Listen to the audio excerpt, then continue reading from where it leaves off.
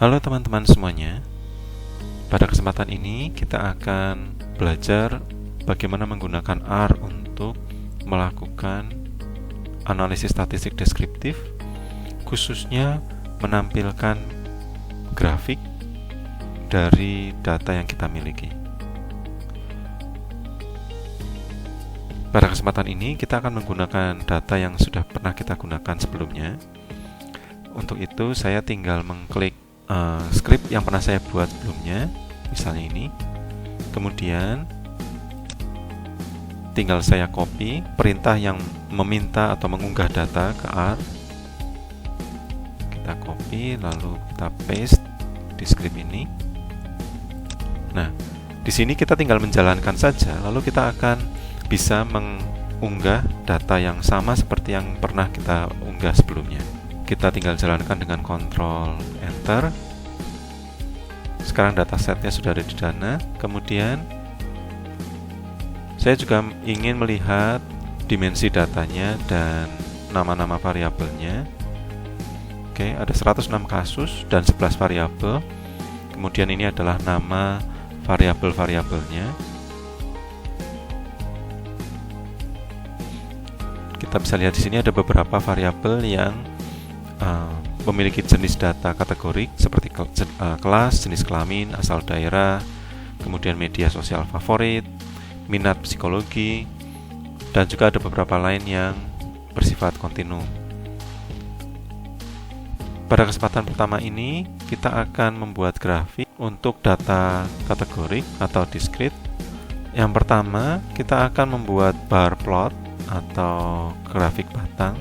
Untuk membuat grafik batang, yang pertama kali perlu kita lakukan adalah membuat tabel frekuensi terlebih dulu, kemudian menyimpannya sebagai objek, kemudian kita menggunakan objek ini untuk membuat grafik batang. Baik, yang pertama kita lakukan adalah membuat tabel frekuensi dengan perintah table, kemudian dataset. Misalnya kita ambil jenis kelamin. Nah, kita akan menyimpan hasilnya ke dalam sebuah objek, anggap saja namanya tblfrec ya. Ini singkatan dari tabel frekuensi maksudnya. Lalu kita jalankan Ctrl Enter. Nah, sekarang kita akan lihat isi dari tabel frekuensi ini. Oke. Jadi ada 21 mahasiswa yang berjenis kelamin laki-laki, ada 84 berjenis kelamin perempuan, dan ada satu sebetulnya mahasiswa berjenis kelamin laki-laki, tetapi ketika dia mengisikan datanya, mungkin dia melakukan kesalahan atau mungkin ada kesalahan pada saat coding datanya, sehingga tertulis laki-laki \n. Nah, kita harus memperbaiki ini. Oleh karena itu kita akan melihat terlebih dulu seperti apa datanya. Kita menggunakan perintah edit, atau saya jalankan saja dari sini ya. Kemudian dataset.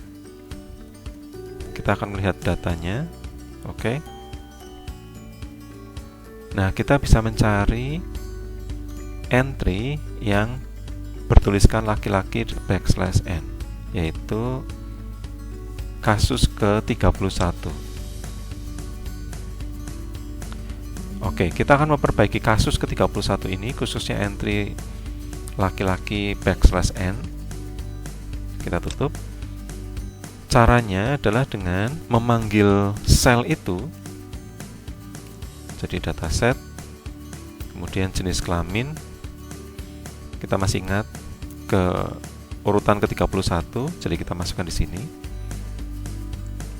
Ini jika kita running Ctrl Enter, maka isinya adalah laki-laki \n.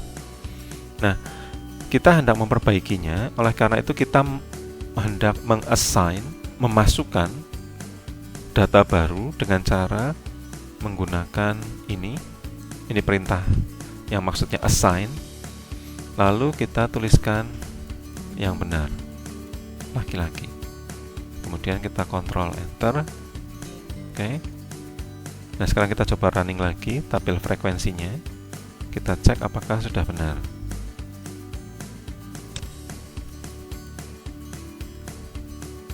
Oke, sudah benar. Sekarang sudah ada 22 mahasiswa berjenis kelamin laki-laki dan 84 mahasiswa berjenis kelamin perempuan. Oke, setelah kita membuat tabel frekuensi ini, yang berikutnya kita lakukan adalah kita membuat grafik batangnya. Sekarang kita akan membuat bar plot dengan cara menuliskan bar plot, kemudian kita masukkan tabel frekuensi yang sudah kita buat. Nah, sampai di sini sebetulnya sudah cukup. Kita akan running, kita akan lihat seperti apa hasilnya. Ctrl Enter. Kalau ini adalah hasilnya, ada 22 laki-laki dan 84 perempuan. Ini adalah tabel, ini adalah grafik batang dari jenis kelamin di kelas. Nah, tapi kita bisa menambahkan beberapa option yang akan membuat tampilan grafiknya menjadi lebih bagus. Misalnya, kita akan mengubah warna dari grafik ini, misalnya dengan perintah ini call colors. Kalau kita memasukkan hanya satu warna saja, misalnya blue, maka grafik ini akan berwarna biru semuanya. Tapi kalau kita masukkan dua isian, misalnya blue dan red gitu ya, maka salah satunya akan diubah warnanya menjadi merah. Kita juga bisa menambahkan judul dari sumbunya. Misalnya saya ingin menambahkan judul dari sumbu X, maka kita tuliskan XLab, lalu kelamin, jenis kelamin, kemudian YLab, frekuensi. Kita running lagi. Nah, sekarang kita ada judul dari sumbunya. Kita juga bisa menambahkan misalnya judul dari grafiknya dengan menggunakan perintah main.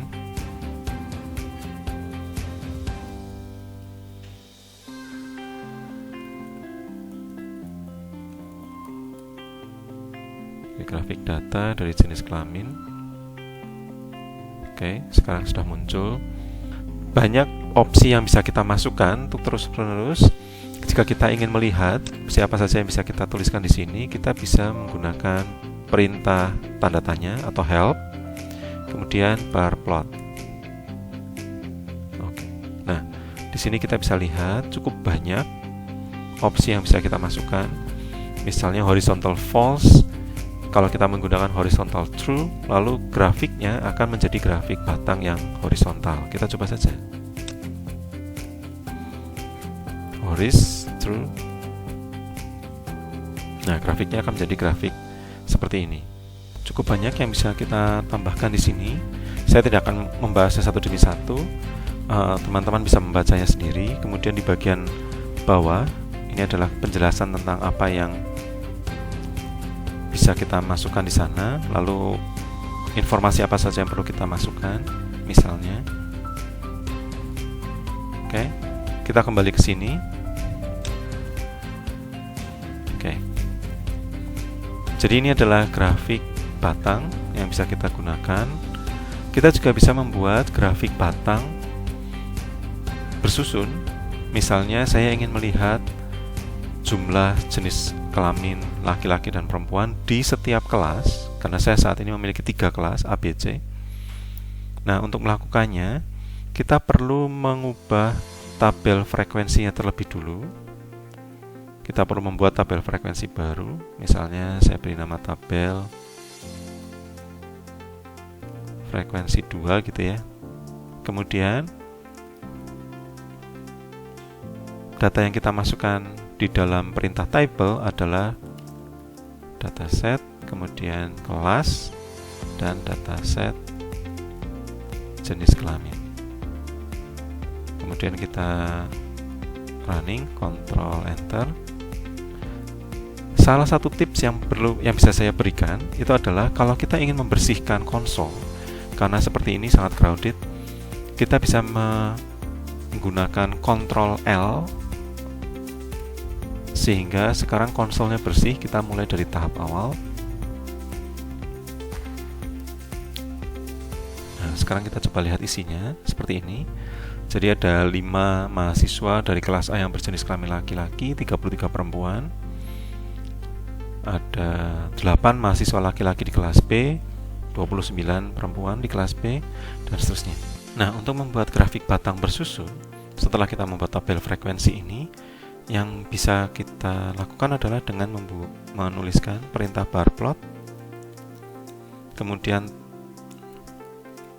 tabel frekuensi 2. Ini adalah data yang akan kita gunakan. Nah, kita coba lihat saja. Nah, ini tabelnya bersusun. Kita juga bisa menampilkan tidak bersusun seperti ini, tapi bersusun secara horizontal. Nah, untuk melakukannya kita menambahkan option ini, beside itu true. Nah, sekarang grafiknya akan dibuat seperti ini. Jadi kita bisa melihatnya sekarang. Kita tentu saja bisa menambahkan judul dari sumbu X, sumbu Y seperti yang sebelumnya, atau mengubah warnanya juga. Karena ini sekarang ada 6 batang, maka kita membutuhkan 6 nama warna, atau juga bisa menggunakan angka misalnya. Misalnya kita buat saja 10 sampai 15 gitu ya. Nah, warnanya akan menjadi seperti ini.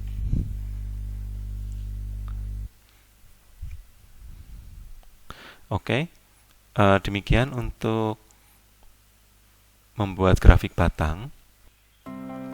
Berikutnya, kita akan membuat pie chart. Nah, kita akan menggunakan tabel frekuensi yang sudah kita buat di atas untuk membuat pie chart ini. Perintah yang akan kita gunakan adalah pie. Kemudian kita masukkan tabel frekuensinya. Kemudian kita Ctrl Enter. Nah, kita bisa mendapatkan pie chart seperti ini. Kita bisa membuat pie-nya menjadi lebih besar dengan perintah radius, dengan opsi radius. Lalu misalnya kita buat saja 2 begitu. Ctrl Enter. Nah, di sini grafik pie yang kita hasilkan terpotong karena tampilan atau tempat untuk menampilkannya tidak terlalu besar.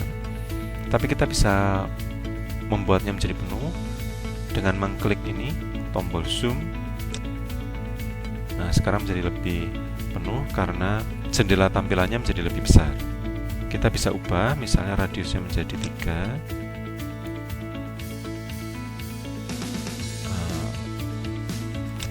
Mungkin bisa kita naikkan. Oke. Tentu saja kita juga bisa mengubah warnanya seperti biasa, color, kemudian misalnya kita buat salmon sama light, semoga ada warna lain. Oke. Nah, tampilannya menjadi seperti ini.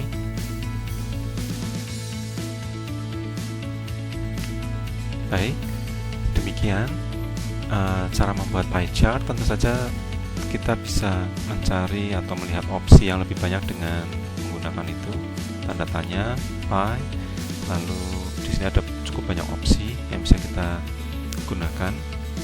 Misalnya kita bisa mengubah garis, jenis garisnya, kemudian atau warna garisnya bisa kita ubah juga. Kita bisa menambahkan judul dari grafik dan seterusnya. Grafik berikutnya yang akan kita buat adalah grafik untuk data kontinu. Nah, yang pertama adalah grafik histogram. Kita akan memilih variabel usia. Untuk histogram, kita tidak perlu membuat tabel frekuensi terlebih dulu seperti yang kita lakukan di spreadsheet. Kita bisa langsung menggunakan perintah hist, kemudian data set, misalnya usia, lalu kita kontrol enter. Nah, kita sudah mendapatkan histogram dari data usia ini. Nah, kita bisa misalnya ubah main title-nya menjadi histogram data usia, kemudian judul aksis untuk X-nya itu adalah usia,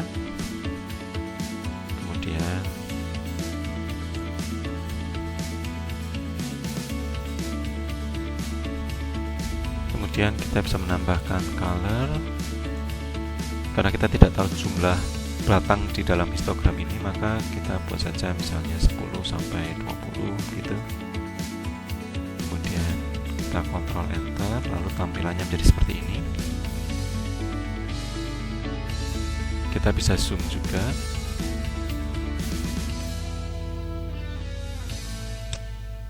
Nah, inilah tampilan dari grafik histogram dari data usia. Kita bisa lihat misalnya ada mahasiswa yang sepertinya salah mengisikan data, sehingga ini menjadi sangat-sangat muda, lebih kecil dari 15 tahun. Tapi juga ada mungkin juga bagian ini, bagian data yang paling kanan, ada extreme value sebelah kanan, usianya lebih dari 25 tahun. Saya menduga ini adalah data yang ekstrim karena kesalahan input dalam memasukkan data. Nah, kita bisa cek melalui tabel frekuensi. Jadi kita bisa buat lagi tabel, kemudian dataset usia. Nah, ternyata ada yang mengisi 12 tahun, lalu ada yang mengisi 27 tahun. Kita perlu cek apakah memang data ini real atau terjadi kesalahan dalam pengisian data. Mungkin yang 12 hendak mengisi 21 sebetulnya tetapi salah, atau yang 27 mungkin hendak mengisi 17 tahun tapi salah mengetik. Ya. Ini perlu kita pastikan terlebih dulu. Nah, dengan melakukan ini, sekarang kita bisa tahu bahwa ada hal yang perlu kita cermati di dalam data ini. Oleh karena itu, statistik deskriptif merupakan salah satu langkah penting sebelum kita melakukan analisis yang lebih kompleks, yang lebih advance, supaya kita bisa mengenal data kita sendiri. Kita bisa mengetahui kejanggalan-kejanggalan seperti ini dan memastikan bahwa kejanggalan ini terjadi bukan karena kesalahan teknis. Ya, kalau memang ada kesalahan teknis, maka kita perlu melakukan perbaikan terhadap data sehingga datanya bisa memberikan gambaran yang lebih benar, lebih akurat tentang kondisi subjek kita, partisipan penelitian. Oke. Berikutnya kita bisa membuat box plot. Perintah yang kita gunakan untuk menampilkan box plot itu adalah box plot. Kemudian misalnya sama usia, dataset usia, kita tampilkan dulu saja. Nah, ini adalah box plotnya. Kita bisa zoom untuk dibuka lebih lebar sehingga kita bisa melihat seperti apa. Nah, di dalam box plot ini ada beberapa hal yang penting. Yang pertama adalah titik-titik yang ada di luar ini, di luar box plotnya. Ini adalah titik-titik yang dianggap sebagai nilai ekstrim atau juga disebut sebagai outlier.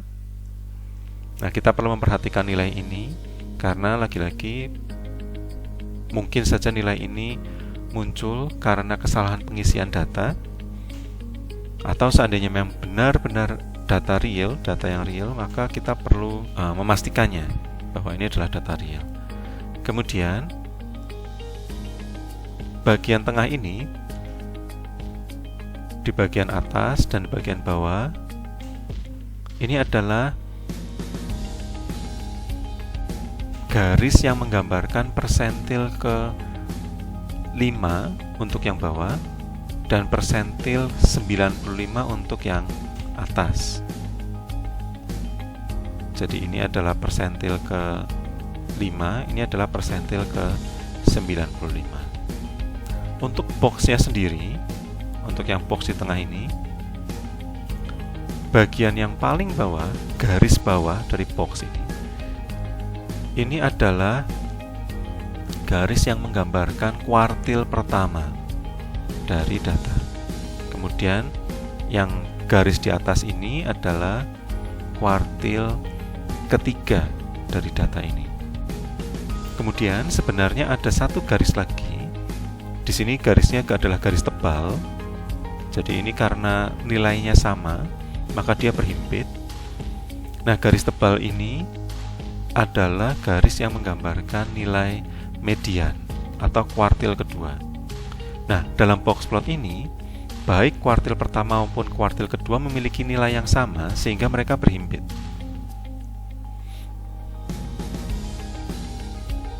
Kita bisa cek dengan menggunakan perintah quantile, kemudian usia, kemudian props-nya itu adalah 0,25, 0,5 dan 0,75. Lalu kita bisa cek juga misalnya 5%, 95%. Baik, kita cek. Seperti kita lihat, jadi persentil ke-5-nya itu adalah 17.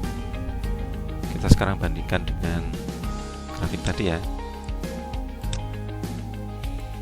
Nah, ini persentil ke-5-nya adalah 17 ya, kurang lebih 17. Kemudian persentil ke-25 atau kuartil pertamanya adalah 18. Ya, sekitar sini 18. Lalu mediannya atau kuartil keduanya juga 18. Ini mengapa garisnya berhimpit. Kemudian 19 adalah kuartil ketiga atau persentil ke-75. Lalu yang terakhir persentil ke-95 itu nilainya 20. Nah, 5 angka ini 5%, 25%, 50%, 75%, dan 95% ini dianggap sebagai 5 number summaries. Jadi 5 angka yang dianggap dapat menggambarkan kondisi sebuah data.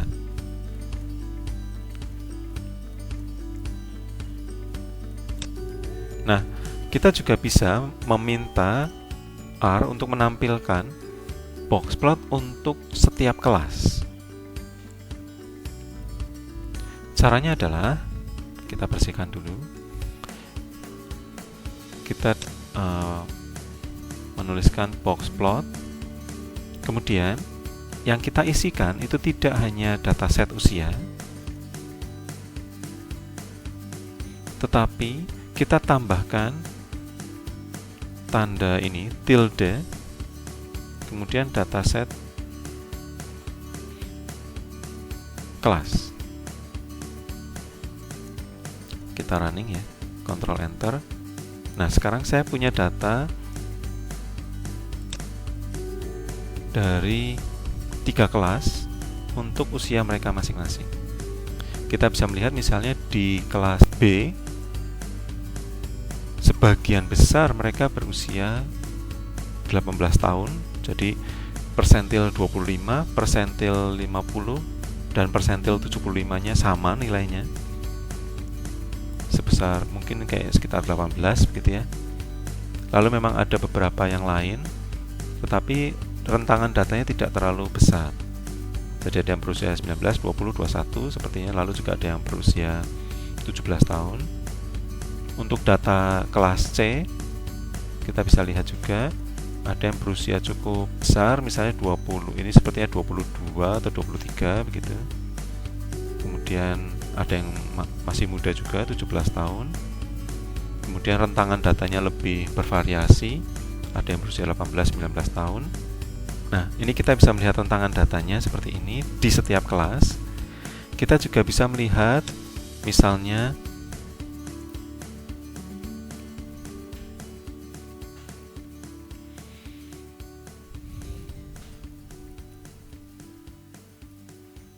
berdasarkan jenis kelamin. Oke. Nah, kita bisa lihat, kita zoom saja. Nah, data jenis kelamin kita bisa lihat di sini. Mahasiswa dengan jenis kelamin perempuan cenderung tidak variatif, cenderung homogen. Jadi sebagian besar berusia 18 tahun, sementara yang laki-laki cenderung lebih variatif. Lalu tadi data yang terlalu muda, ya, ada usia 12 tahun itu ternyata ada di subjek laki-laki. Begitu kurang lebih data yang bisa kita olah menggunakan box plot. Lalu saya juga meminta mahasiswa untuk menampilkan satu variabel yang menurut saya menarik, yaitu usia pertama kali jatuh cinta. Kita lihat. Nah, kita lihat di sini. Oke. Tentu saja karena mahasiswa berusia sekitar 18 tahun gitu ya, sehingga usia yang muncul di sini tentunya akan sangat muda begitu. Jadi kita bisa lihat di sini untuk jenis kelamin perempuan ada satu orang yang mungkin dia tidak mau menjawab sehingga menulisnya 0. Nah, lalu dia muncul di sini sebagai 0, ada di paling bawah. Nah, lalu kita bisa lihat sekitar ada sekitar 5% gitu ya yang sudah jatuh cinta, sudah pernah jatuh cinta sekitar usia berapa itu? Mungkin sekitar 7 atau 8 tahun begitu ya. Kemudian mayoritas ada di atas usia 10 tahun gitu. Kemudian ada yang di persentil 95 itu ada yang usianya di atas 15 tahun, baik laki-laki maupun perempuan. Nah, yang menarik adalah meskipun tadi data usia mahasiswa perempuan itu tidak terlalu variatif, lebih homogen, tetapi untuk data usia pertama kali jatuh cinta ini, untuk mahasiswa perempuan justru lebih heterogen. Ada yang cukup muda gitu ya, di bawah 10 tahun, ada yang di atas 15 tahun. Jadi sangat variatif sebarannya, berbeda dengan yang laki-laki cenderung homogen. Oke. Saya pikir ini akan menjadi temuan yang menarik. Lalu ada sesuatu yang bisa kita analisis lebih lanjut atau kita teliti lebih lanjut mengapa demikian, dan itu menjadi topik penelitian yang lain. Demikian presentasi dari saya terkait dengan menampilkan grafik dengan menggunakan RR Studio. Kita akan bertemu lagi pada kesempatan yang lain untuk melakukan analisis yang lain. Sampai jumpa.